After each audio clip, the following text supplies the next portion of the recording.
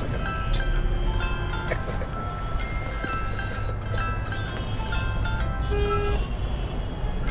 Oh shit. Good. পরে দেখবো। দেখো না, না দেখো। পরে দেখছি বেবি, পরে দেখছি, বললাম তো পরে দেখছি। অঙ্কন, রাজীব তো ফোন ধরছে না। কি বলেন?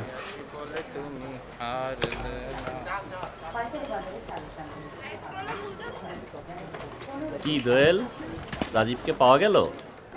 আমি তো আগেই বলেছিলাম রাজীবকে পাওয়া এত সোজা না। আপনি ফোন করলেন আর রাজীব রাজি হয়ে গেল। এখন বোঝেন ক্লায়েন্টকে কি জবাব দিব। তিনি তো রাজি হয়েছিলেন, আমি তো বানিয়ে বলছি না। আর অঙ্কন ছিল ওখানে। কি অঙ্কন, কথা বলো। আর এখন যদি উনি ফোন না ধরেন, আমি কি করব? আপনি কি করবেন মানে?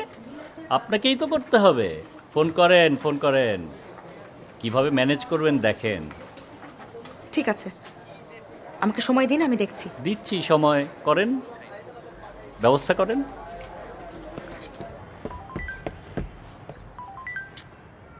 মেয়েটা তো মাথাটা খারাপ করে দিচ্ছে। দেখ Cheers. বস, এই মেয়েটা কিন্তু বারবার ফোন দিয়েই যাচ্ছে, একেবারে নাছোড় বান্দা। আপনি ফোনটা ধরেন, একটা কিছু বলে দেন প্লিজ। বারবার ফোন কাটতে কাটতে আমার হাত ব্যথা হয়ে যাচ্ছে। আমার তো মাথাই নাই, ভুলেই গেছি। কি হলো, আবার নতুন কোনো মেয়ে এসে জুটলো নাকি? মানে এই না না ধ্যাৎ। আরে ওই ঢাকা টিভির এক প্রডিউসার মেয়ে, কি এক মিউজিক ট্রাভেল শো আমাকে হোস্ট করতে। মিউজিক ট্রাভেল শো কিরকম শুনি? আরে ভাই, ওই যে আছে না, বস গাড়িতে করে ঢাকা শহরের বাইরে যাবে, গ্রামের মধ্যে গিয়ে ফোক শিল্পীদের সাথে কথা বলবে, আড্ডা দিবে। আরে ফোক গানের অনুষ্ঠান, বস নাকি আবার তার উপস্থাপক।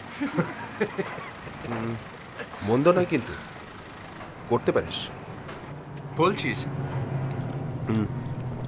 বলছি। মামুন ভাই, বুঝলাম না, আপনিও মানে বসের কি কাজের অভাব পড়ছে? আপনি আমাকে বলেন। কাজের অভাব পড়বে না, এই শোটা করলে আরো বাড়বে।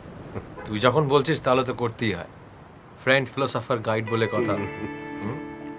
তাছাড়া বহু বছর গ্রামে যাই না, 15-16 বছর তো হবেই। wow, that's a great idea. I will go with you then. তুমি গেলে তো খুব মুশকিল হয়ে যায় বেবি। কাজ তো কিছু হবে না, প্রেম হবে, শুধু প্রেম।